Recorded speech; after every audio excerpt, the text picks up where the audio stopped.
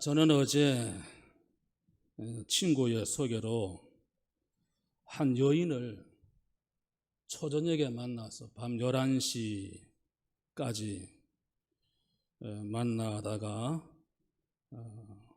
12시쯤 이제 잠자리 들었는데 좀 뒤척이다가 잠을 좀 설치고 아침에 교회 나왔습니다. 사랑에 빠졌습니다. 토요일은 대체적으로 일찍 눕는데 11시까지 만나고 침대에 누웠지만 얼른 잠이 잘 안 와서 좀 뒤척인 거죠. 자신의 출세에 방해된다. 엄마한테 버림받고 그러나 그 딸을 살리기 위해서 자기 인생을 포기한 아버지가 있었기 때문에 세상에 태어날 수 있었던 여인입니다. 중고등학교 때부터 공부를 참 잘했습니다. 그래서 천재 소리를 들었지만 자폐증이 있어서 친구들로부터 따돌림을 당하고 멸시를 당하고 구박을 받고 서울대학에 들어가서 수석 졸업을 하고 변호사 시험 거의 만점으로 합격을 했지만 변호사로 써주는 사람이 없었습니다. 아버지의 힘에 의해서 부정으로 취업을 하고 변호사 일을 보는데 약자편에 서서 문제를 해결해주고 그러다가 자기의 불행한 출생의 비밀을 압니다. 어머니를 만났습니다. 너 나를 원망했냐? 어머니 만나서 평나무 밑에서 한참 동네를 쳐다볼 땐 참 좋았습니다. 한 번은 만나보고 싶었습니다. 원망하지 않고 그러면서 아버지 날개 아래서 살겠습니다. 불행한 인생을 개척해 나가는 한 드라마 속의 여인이에요. 제가 드라마 이야기는 잘 안 하잖아요. 친구가 한번 봐라 그래서 어저께 이 드라마를 봤어요. 3사 정규방송도 아닌 케이블 종편 방송에 수요일, 목요일 9시부터 본방을 한다는데 저는 재방송을 봤어요. 그래서 초저녁부터 11시까지 꼬박 눈을 떼지 못하고 드라마를 다 봤습니다. 그래서 사랑에 빠졌다는 이야기. 이상한 변호사 우영우. 아마 여러분들 중에도 보신 분이 있을 거예요. 보통 드라마라 그러면 삼각관계, 그저 죽이고 때리고 부수고 원수 맺고 그래서 복수하고 아주 자극적이에요. 자극적이지 않으면 시청률이 오르지 않는다 그래요. 그래서 작가들이 일부러 삼각관계에 원수 맺고 복수하고 그냥 속이고 협박하고 이런 드라마인데 모처럼 참 좋은 드라마다 이런 생각이 들어요. 수요일 9시, 목요일 9시 하니까 수요일 교회 오셔서 기도하시고 집에 가셔서 보셔도 됩니다. 제가 꼭 드라마 쪽 홍보하는 것 같은데 여러분 우리가 그 우영우 변호사가 자폐증을 앓으면서 아버지에게로 돌아가겠습니다. 아버지 아래 살겠습니다. 이러거든요. 어제 16부작인데 어제 8회를 마쳤는데 우리가 주의 날개 아래 사는 삶이 되어야 돼요. 아버지 날개 아래. 아멘이십니까? 한번 따라 하십시다. 주 날개 아래 사는 삶. 은혜와 은혜 아닌 것, 은혜 받은 사람과 은혜 받지 않은 사람 사이에 별 차이가 없다고 하면 구태여 은혜를 말할 필요 없습니다. 은혜를 받아야 한다 강조할 필요가 없죠. 그러나 은혜를 체험한 사람, 그러지 못한 사람, 하늘과 땅만큼 그렇게 말을 해도 부족할 정도로 엄청난 차이가 있기 때문에 성경은 은혜를 강조합니다. 은혜를 받아라. 사도 바울은 은혜를 헛되이 받지 말라. 은혜 베풀 때 너를 듣고 구원의 날에 너를 도왔다. 지금은 은혜 받을 만한 때다. 모든 사도나 선지자들이 하나님의 은혜를 강조했습니다마는 특히 사도 바울은 하나님의 은혜를 강조하죠. 그 이유는 바로 자신이 풍성한 은혜를 체험했기 때문입니다. 예수 믿는 사람을 잡아가두고 예수 믿는 사람을 때리고 죽이고 핍박하고 박해하고 하는 일에 앞장섰던 자신을 하나님께서 용서해 주시고 주님이 그를 택하여 주셨다. 이제는 예수 그리스도의 부활을 증거하는 사도가 되었다. 받은 그 은혜를 생각하니까 너무너무 감사한 거예요. 그래서 사도 바울은 은혜를 강조하죠. 은혜 자체는 금은 보석보다 귀합니다. 그러나 은혜를 깨닫지 못하면, 은혜를 잘못 받으면 아무런 삶의 변화가 없습니다. 갱신도 일어나지 않습니다.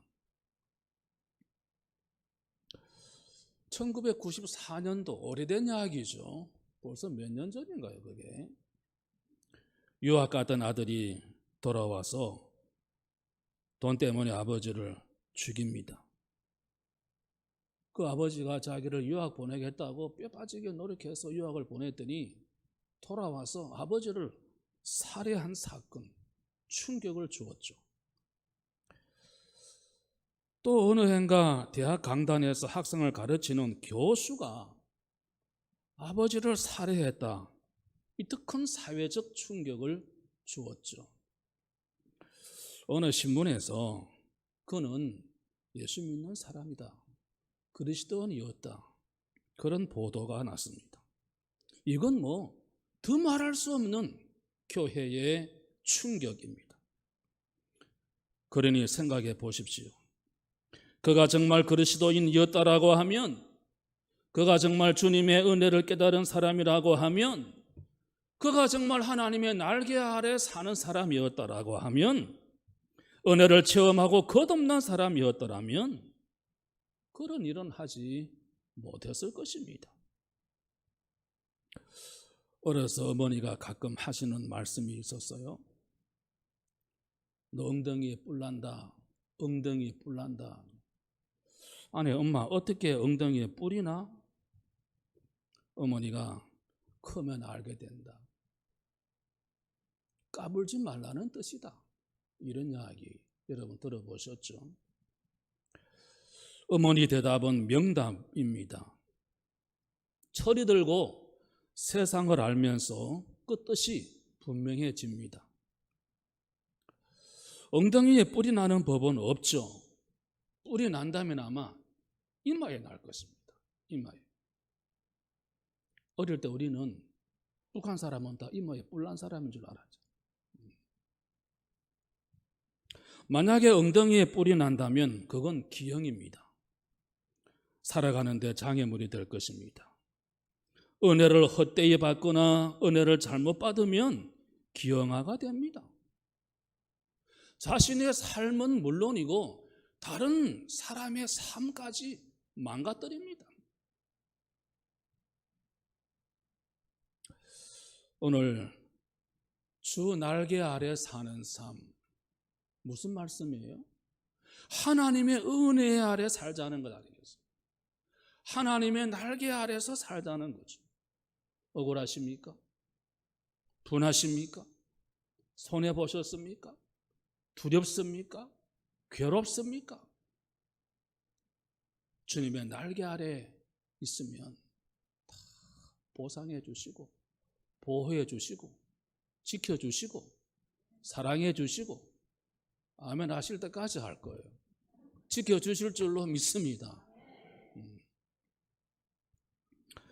새나 곤충의 날개는 공중을 날아오르는 데 쓰이는 기관이죠. 이 날개라고 하는 단어는 구약에 72번, 신약에 7번, 5번, 그래서 77회 날개라는 단어가 나옵니다. 오늘 그 중에 하나가 이사야 선지자가 말하는 본문에 말씀하는 날개, 의미가 무엇입니까? 우리가 한번 살펴보면서 하나님의 음성도 듣고 깨닫고 교훈을 얻어야 할 것입니다. 날개가 하는 일이 뭘까요? 날개는 하늘을 향해 비상하고 공중을 날고 자신을 보호하고 지킵니다. 새끼를 날개로 덮고 날개 안에 품어주죠. 31절에 오직 여호와를 앙망하는 자는 새 힘을 얻으리니 독수리가 날개치며 올라감 같을 것이요. 그렇습니다. 두더지나 지휘 같은 동물은 땅 밑을 파고 들어갑니다. 독수리는 하늘을 향해 날아오릅니다. 이 조류학자의 연구한 책을 보니까 독수리가 올라갈 때 속도는 시속 한 70km쯤 된다 그래요. 70km. 제법 빠르죠. 그런데 하강할 때, 이 내려올 때 속도는 무려 300km가 넘는다는 거예요. 수명은 짧으면 20년, 길면 50년 산다는 겁니다. 이 독수리는 나는 속도가 빠르고 높이 올라간다는 특징을 가진 새 중의 왕 독수리입니다. 사람과 짐승의 차이는 수십 가지도 넘을 거예요. 사람과 짐승이 어떻게 다르냐? 많습니다. 그 중에 사람은 위를 바라보는 존재, 짐승은 땅을 보고 사는 것, 이렇게 나눌 수 있겠습니다. 사람만은 하늘을 바라보고 영원한 세계를 바라보고 그래서 꿈을 갖고 비전을 품고 삽니다. 제가 몇 주 전에 인간을 안드로포스라, 헬라어로 그렇게 쓴다고 말씀드렸던 것 같습니다. 이 안드로포스라고 하는 헬라어 원어의 뜻은 위를 바라보는 존재, 이런 뜻이거든요. 위를 바라보는 존재. 짐승은 땅만 바라보고 삽니다. 코를 땅에다 대고 킁킁거리면서 그렇게 살아가는 거죠. 여러분, 양 알죠? 양. 양은 내내 땅만 바라보다가 그렇게 살다가 죽을 때 딱 한 번 하늘을 쳐다보고 죽는다 그래요. 무슨 이야기인고 하면 양은 늘 땅만 바라보고 살다 단순히 눈을 들어서 위를 바라본다면 무슨 의미가 있겠습니까? 위를 향해 올라간다, 위를 바라본다, 이것은 목표가 있고 가치 있는 삶을 사는 것입니다. 삶의 목적과 목표를 어디에 두고 사느냐? 어떤 사람이 될 것인가? 누구를 닮을 것인가? 어떤 가치관을 가지느냐에 따라서 결정되는 것입니다. 예전에 어린 아이들이 존경하는 인물 그러면 링컨 대통령, 이순신 장군, 세종대왕, 되고 싶은 사람, 장군, 대통령 그러다 그러잖아요. 요즘은 그렇지 않다고 합니다. 요즘은 아이돌 걸그룹, 존경하고 좋아하는 사람, BTS, 방탄소년단 이런 거. 그들의 꿈이고 그들의 영웅입니다. 인기와 돈을 한꺼번에 거머쥘 수 있다, 이렇게 보기 때문입니다. 오래전에 이런 유머가 있었죠. 아마 여러분들도 들어보셨을 거예요. 50대 이상 주부들을 대상으로 대한민국 최고의 남편감이 누구냐, 이렇게 조사를 했대요. 그동안은 영화 배우 안성기 씨가 최고의 남편감이었는데 그러다가 송혜 씨로 바뀌었다는 거. 이제는 송혜 씨가 돌아가셔서 또 누가 최고의 남편감인지를 모르겠습니다만 왜 그러냐 했더니 90이 넘어도 돈 잘 벌어오고 전국 팔도 돌아다니면서 특산물 다 받아가지고 집에 가지고 오고 일주일에 3일, 4일씩 집을 비우기 때문입니다. 이랬다는 거예요. 하루 종일 집안에 죽치고 있으면서 새끼 꼬박꼬박 밥 달라고 보채는 삼식이 남편보다 사나흘 집을 비우고 팔도 특산품 가져다 주고 거기다가 돈까지 많이 벌어다 주는 송혜 씨가 최고의 남편입니다. 뭐 이런 유머를 들어보셨나요? 아이, 어른, 노인 할 것 없이 가치관이 변했습니다. 위로 올라가는 것이 아니라 아래로 곤두박질 치고 있습니다. 독수리의 경우 말씀드렸는데 올라가는 속도는 70km인데 내려가는 속도는 300km가 넘는다 그랬잖아요. 올라가는 속도보다도 내려가는 속도가 4배 이상 빠릅니다. 올라가는 것보다 굴러 떨어지는 것이 더 쉽고 빠릅니다. 성공하는 것이 오랜 시간이 걸리는가 하면 망하고 무너지는 것은 순식간입니다. 여러분 아시는 나라 중에 아르헨티나 있죠. 1800년대까지만 해도 10손가락 안에 드는 부자 나라였습니다. 제 사촌 형님도 오래전에 아르헨티나에 가셔서 지금 아주 큰 부자가 되셨거든요. 금캐로 아르헨티나로 다 가고 그랬잖아요. 지금 못 사는 나라 중에 하나입니다. 2차 세계대전 이후 아르헨티나는 세계 경제대국 6위에 들었습니다. 금 비축량이 너무너무 많아가지고 중앙은행 금고를 채우고 또 남아서 복도에도 금을 쌓아둘 정도였다는 거예요. 그런데 지금은 다 거덜이 나고 후진국으로 전락했습니다. 그 원인이 뭘까? 학자들이 연구한 발표를 보셨나요? 잦은 쿠데타, 지나친 포퓰리즘, 퍼주기식 복지정책과 경제정책의 실패가 원인이다. 이렇게 지적을 했거든요. 일반 대중의 인기에 영합을 하고 정치적 입지를 지키기 위해서 퍼주기식 정치 형태, 포퓰리즘이라 그러잖아요. 그러다가 굴러 떨어진 거예요. 우리나라도 어떨지 참 걱정이지 않습니까? 여러분, 내려가고 굴러 떨어지는 것은 날개가 없어도 가능합니다. 그런 영화 보셨나요? 저는 제목만 압니다. 추락하는 것은 날개가 없다. 날개 필요 없어요. 추락하는 것은. 돌멩이는 날개가 없지만 잘 굴러 떨어집니다. 스스로 올라가지 못합니다. 날개는 하늘을 날고 고공을 치솟기 위해서 필요합니다. 독수리 날개 치며 올라간다. 내려가는 데는 날개가 필요하지 않습니다. 여러분, 평준화라는 말 들어보셨죠? 평준화.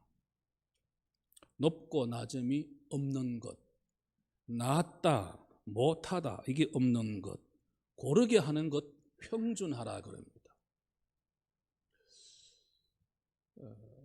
제가 57년생인데요. 제 다음 해부터 고등학교가 시험을 안 쳤어요. 서희현이 이 뭡니까? 뺑뺑이 돌린다 그런가요? 그래서 우리는 운이 있는 건지 운이 없는 건지 뭐 그런 이야기 많이 했습니다. 평준화. 상향 평준화가 있고 하향 평준화가 있습니다. 상향 평준화는 기준을 높이 잡고 끌어올려서 평준화하자. 이게 상향 평준화. 하향 평준화는 기준을 낮은 데 두고 높은 것도 끌어내려서 평준화하자. 그런 이야기입니다.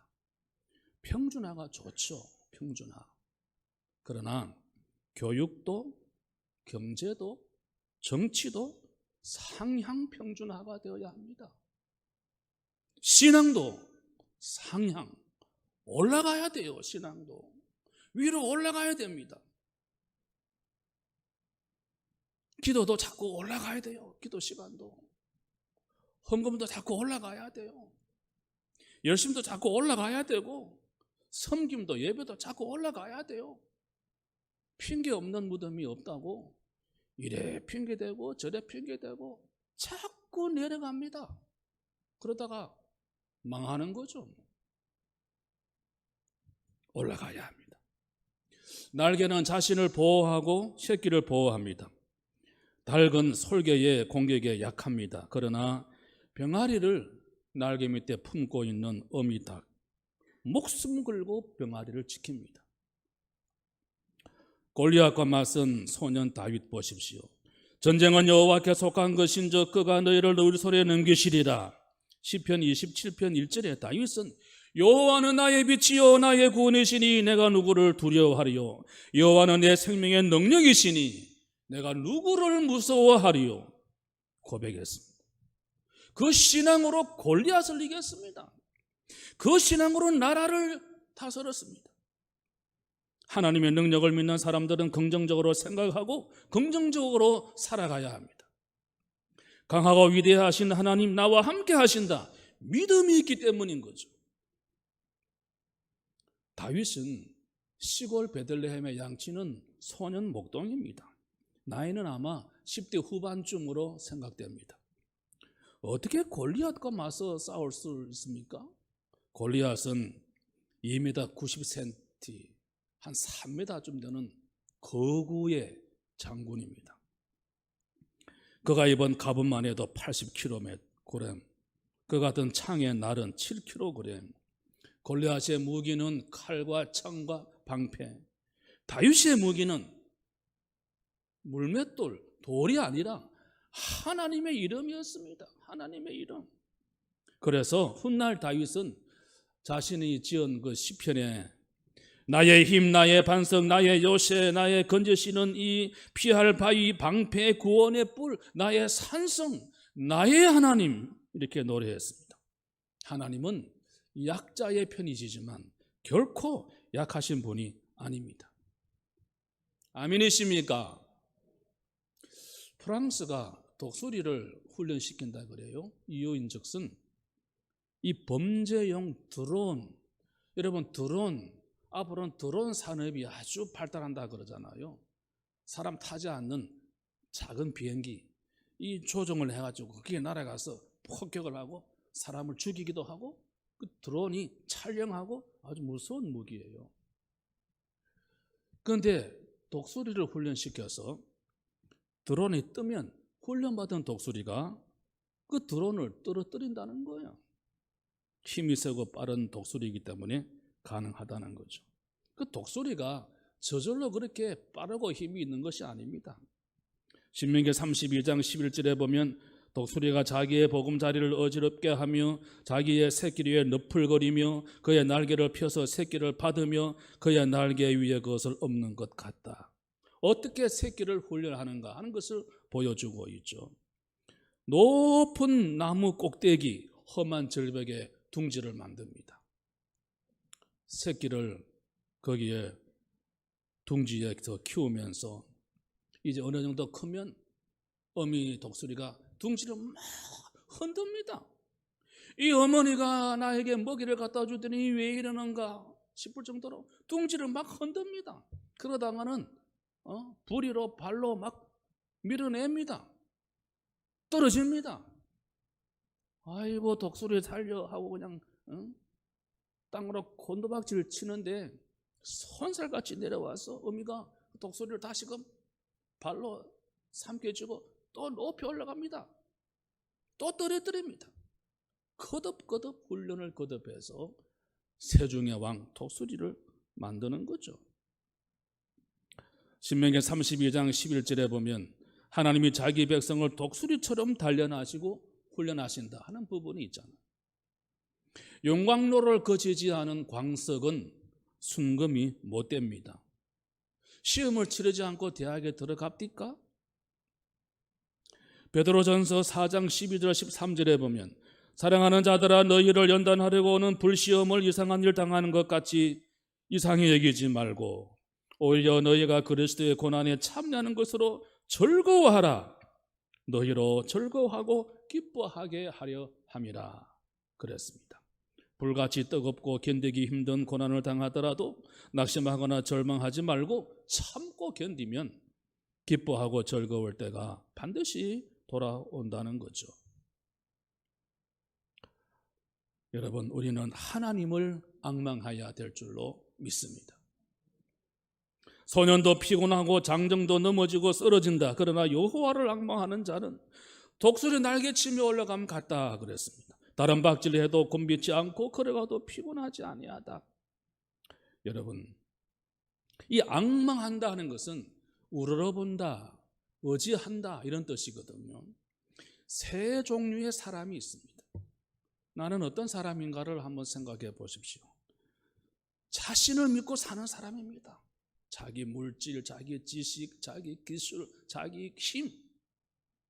여러분, 살면서 자존심과 자존감은 절대 필요합니다.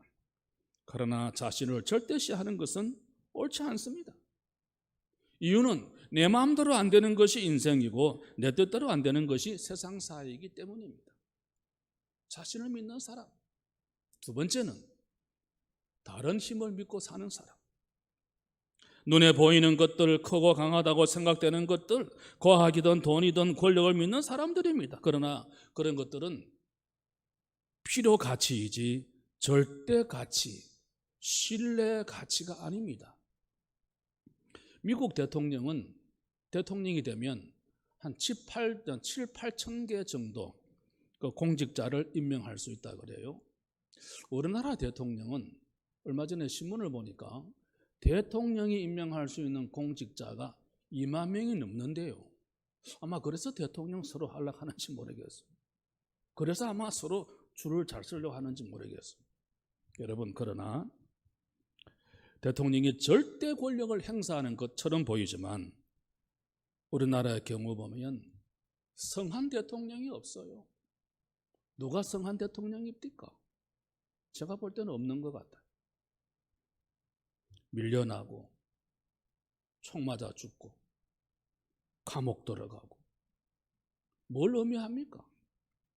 돈, 권력, 명예, 필요 가치이지 절대 가치가 아니라는 것입니다.